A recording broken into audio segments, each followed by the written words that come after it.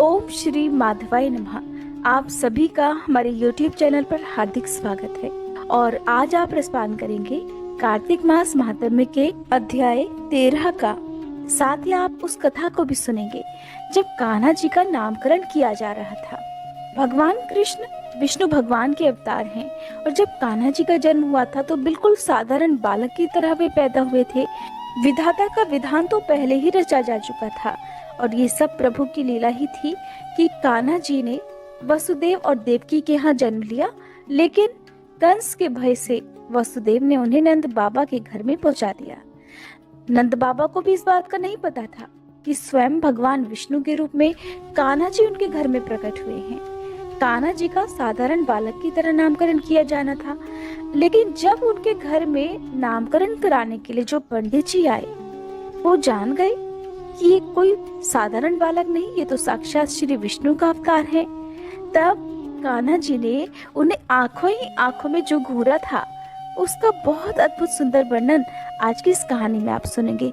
साथ ही क्योंकि आज गोवत्स द्वादशी भी है, भगवान कृष्ण का गौओं के प्रति प्रेम तो आप सभी जानते ही हैं।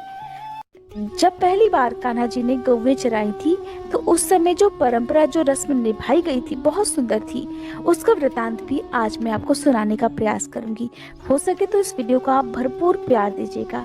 जिन्होंने आज तक एक बार भी कथा सुनने के बाद वीडियो को लाइक नहीं किया है तो आपसे अनुरोध है कि प्लीज आप लोग भी आज इस वीडियो को लाइक कीजिएगा। इससे पहले के वृतांत में आपने सुना था कि किस प्रकार देवर्षि नारद ने राजा पृथु को सभी वेदों के बारे में बताया जो कि समुद्र में जाकर छिप गए थे।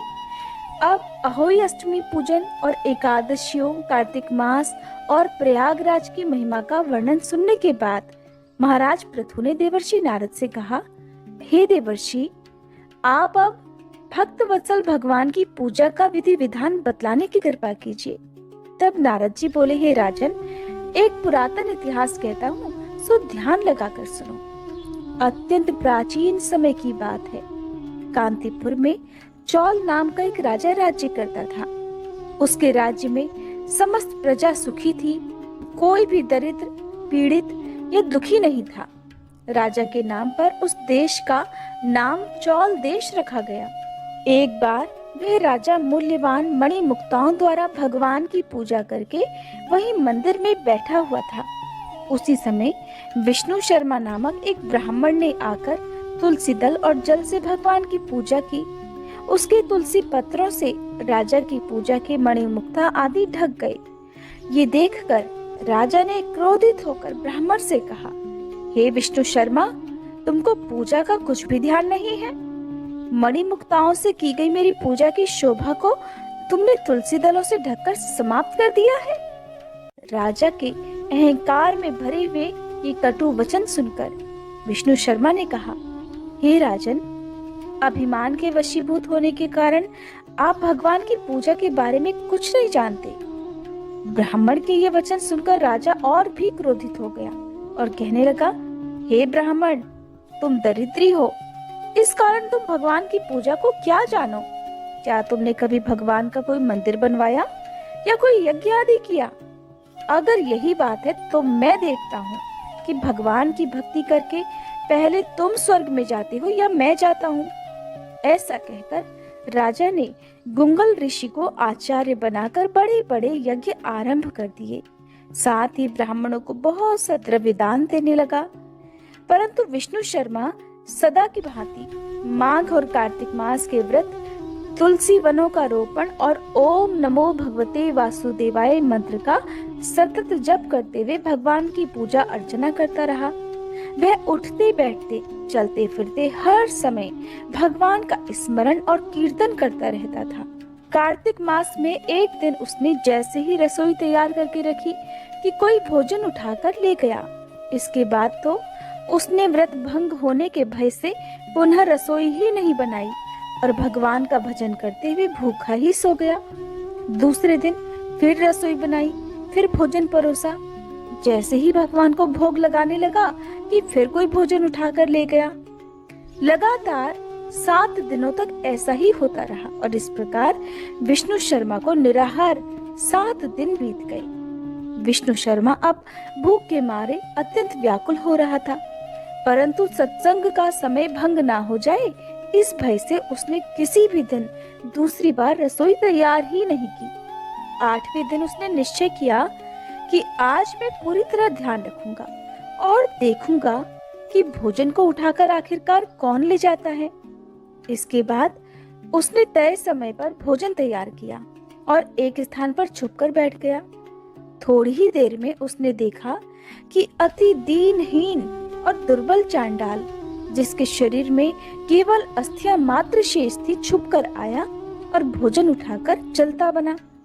उसे देखकर विष्णु शर्मा का हृदय द्रवित हो गया।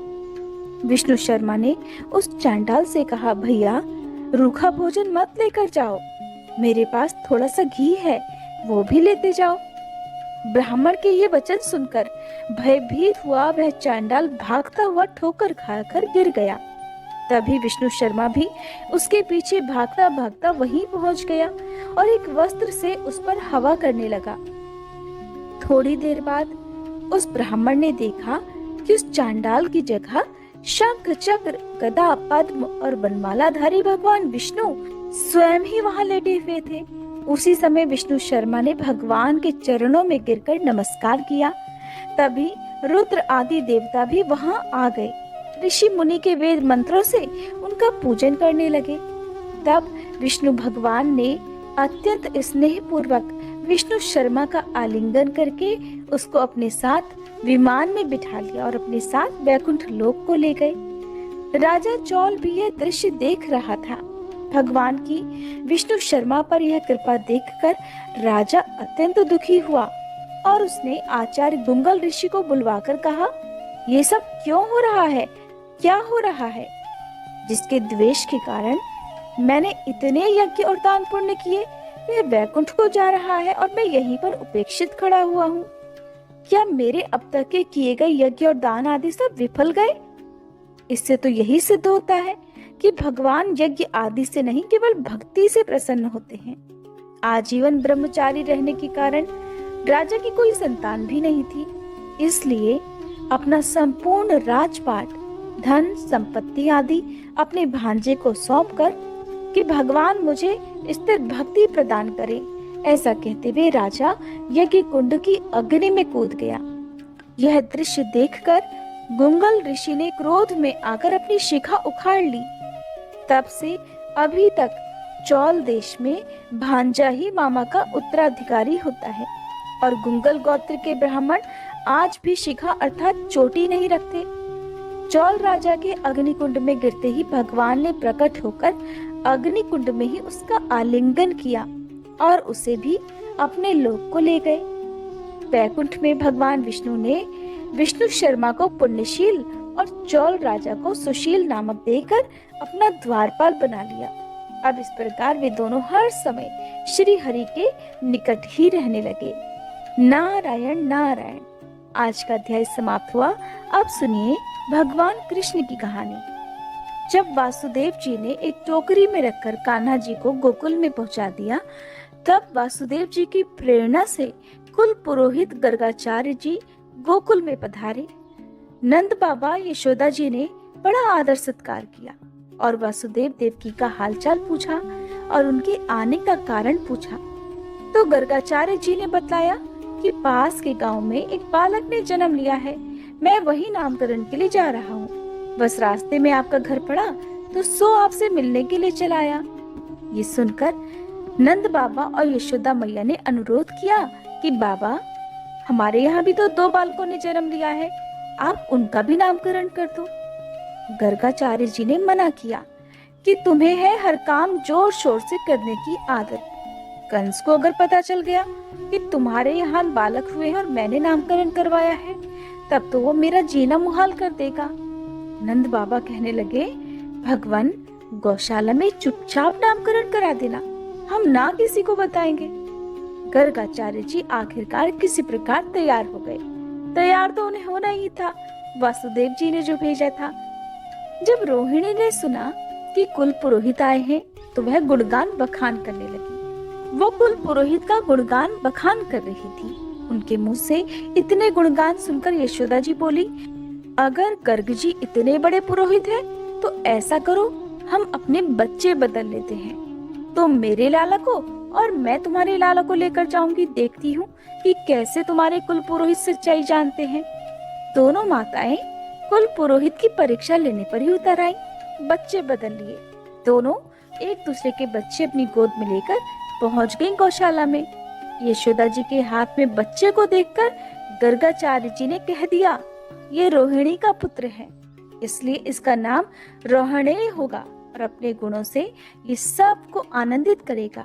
तो इस बालक का एक नाम राम भी होगा और बल में इसकी कोई भी समान नहीं होगा, तो एक नाम बल भी होगा, मगर सबसे ज्यादा लिया जाने वाला नाम होगा बलराम। और ये किसी में कोई भेद नहीं करेगा, सबको अपनी तरफ आकर्षित करेगा। तो इस बालक का एक नाम संकर्षण भी होगा। लो जी, श्री कृष्ण के बड़े भाई बलराम का नामकरण तो हो गया। अब जैसे ही रोहिणी की गोद में उन्होंने बालक को देखा तो गर्गाचार्य जी तो बालक की मोहिनी मूर्तिया में ही खो गए। कहा तो दोनों माताओं ने अपने अपने बच्चे बदलकर गर्गाचार्य जी की परीक्षा लेना चाहा था, लेकिन गर्गाचार्य जी कोई साधारण पुरोहित नहीं थे। उन्होंने जब रोहिणी की गोद में सांवले सलोने कान्हा जी को देखा तो बस अपनी सुध बुध भूल गए। खुली आंखों से प्रेम समाधि लग गई। ऐसी समाधि लगी कि गर्गाचार्य जी तो सुध बुध खो गए। ऐसी सुध बुध खोई कि ना बोलते थे, ना हिलते थे, न जाने कितनी देर तक ऐसे ही पल निकल गए। ये देखकर बाबा और यशोदा मैया तो घबरा गए कि इन्हें क्या हो गया, ये कैसे जड़ हो गए। उन्हें हिला हिलाकर पूछने लगे कि बाबा क्या हुआ। अरे बाबा, आप तो हमारे लाल को देखते ही जा रहे हो कि ये भूल गए कि आप हमारे बालक का भी नामकरण करोगे। लेकिन गर्गाचार्य जी तो जैसे कि सांवली सलोनी जो मूर्त थी उसके सम्मोहन से बाहर निकल ही नहीं पा रहे थे। आखिरकार गर्गाचार्य जी को होश आया और एकदम बोल पड़े, नंद जी, तुम्हारा ये बालक कोई साधारण इंसान नहीं, ये तो। ऐसा कहते ही जैसे ही उन्होंने उंगली उठाई तभी नटखट से सांवले सलोने कन्हैया ने आंख दिखा दी। आंख किसको दिखाई जानते हैं? पुरोहित जी को। क्यों दिखाई? अब सुनिए। जैसे ही पुरोहित जी कान्हा जी की हकीकत बताने वाले थे कि ये तो भगवान है, तभी कान्हा जी ने आंखों ही आंखों में गर्गाचार्य जी को धमका दिया कि बाबा, मेरा भेद मत खोलना। मैं जानता हूँ बाबा, यहाँ दुनिया भगवान का क्या करती है, उसे पूछकर अलमारी में बंद कर देती है। और बाबा, मैं यहाँ अलमारी में बंद होने तो नहीं आया हूँ, मैं तो माखन मिश्री खाने आया हूँ। माँ की ममता में खुद को भिगोने आया हूँ। और अगर आपने मेरा भेद बतला दिया तो मेरा क्या हाल होगा, ये मैंने तुम्हें समझा दिया। मगर गर्गाचार्य जी मान नहीं पाए। उन्होंने दोबारा से कोशिश की।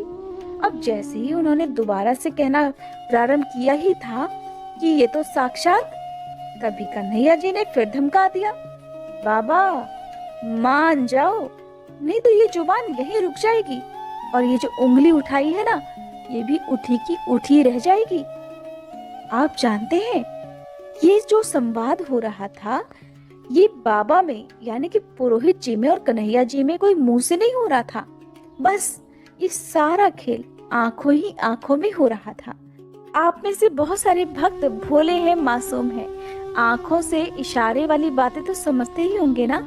आंखों से भी बात की जाती है, जरूरी नहीं कि हर बात मुंह से बोलकर की जाए। तो कान्हा जी और पुरोहित जी आंखों ही आंखों में एक दूसरे से बात कर रहे थे। कान्हा जी उन्हें धमका रहे थे और पुरोहित जी बार बार मान मुलव्वल कर रहे थे। अब जब ये सारा खेल उनकी आंखों ही आंखों में हो रहा था तो पास बैठे हुए नंद बाबा और यशोदा जी को कुछ भी नहीं पता चला कि आखिरकार ये हो क्या रहा है। वे दोनों तो मौन बैठे हुए थे। वे दोनों यानी कि कन्हैया जी गोद में और पुरोहित जी उनके सामने। ये सब देखकर आखिरकार गर्गाचार्य जी बोल उठे। बातों में आ गई कन्हैया जी की। कन्हैया जी ने उन्हें धमकाया जो था। कन्हैया जी कहने लगे थे कि गर्गाचार्य जी, अगर आपने मेरा नाम बता दिया, अगर आपने मेरी सच्चाई बता दी तो मैं आपकी दाढ़ी के बाल नोच डालूंगा। अब गर्गाचार्य जी बोल उठे कि आपके इस बेटे के नाम अनेक होंगे।